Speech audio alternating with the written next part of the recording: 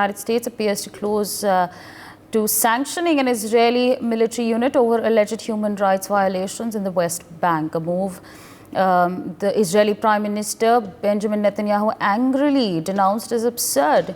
U.S. Secretary of State Antony Blinken hinted at such steps on reports that his department had recommended cuts in military aid to an Israeli unit involved in violent incidents in the West Bank. The allegations precede the deadly October 7th attack by Hamas on southern Israel. Blinken, without providing details, said his department was conducting investigations under a law that prohibits sending military aid to foreign security units that violates human rights with impunity. My colleague Brian Thomas joins us on the broadcast to give us more details on this. Brian, of course, what further details can you share with us at this point of time? US there hinting at sanctioning Israeli units, Israeli military units, in fact.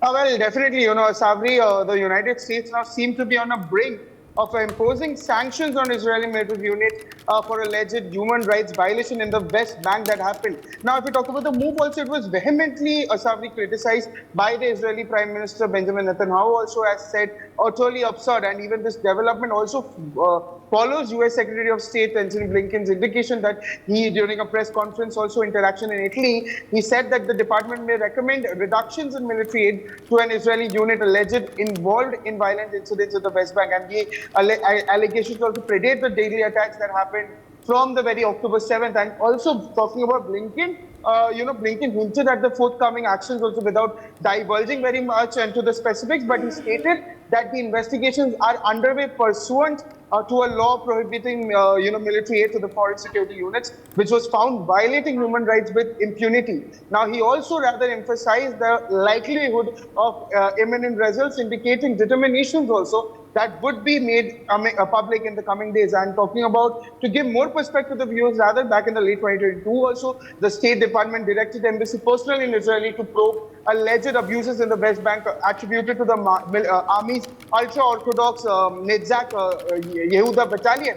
And this directive also stems from incidents, including one in January 22nd, where even a 78-year-old Palestinian American died of heart attack following the very detention. And despite there were timings also of these allegations, Sabri, predating the Hamas attacks and subsequent conflict in the Gaza, the prospect of sanctioning Israeli forces also elicited a strong rebuke from Prime Minister Netanyahu, and he also expressed his opposition to sanctions in discussion with the senior U.S. officials, denouncing such measures as morally reprehensible amid the ongoing military operations against terrorism. And even, the Defense Minister Yoav Gallant also echoed Netanyahu's sentiments, defending the battalion's action as aligned with international law and military's ethics standards, and urged Washington to reconsider the sanctions proposal. Yes, Asami. All right, Brian, with that, I'd like to thank you for joining us on the broadcast, sharing all those details with our viewers. Meanwhile, joining us at this point of time is Ambassador Suresh Goyal, former diplomat. Sir, a very good morning to you, and thank you so much for taking out time and speaking to us on NewsX. Now, of course, US is now hinting at sanctioning Israeli military units. And Israel has hit back, saying that sanctions on our soldiers is a red line. How do you view all of this? Two or three things, Asabri. Basically, announcement of sanctions, I think it's a matter of political intent and a political statement, because clearly at this time when the war is ongoing in Gaza, where Hamas is under pressure and there is an election in the USA this year, and the votes of the Islamic and Arab lobbies are equally important.